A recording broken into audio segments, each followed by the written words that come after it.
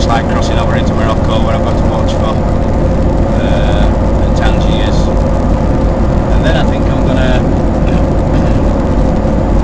go into Tunisia, cross over into Italy, and then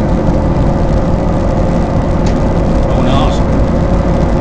That's if I make it. I've got a few niggly problems. One of them is I've got a lot of vibration off of these big tyres, which is throwing me all over the place.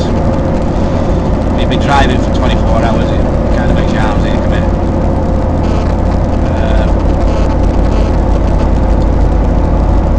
So other reason is I can only do 70 mile an hour because of vibration. So all in all,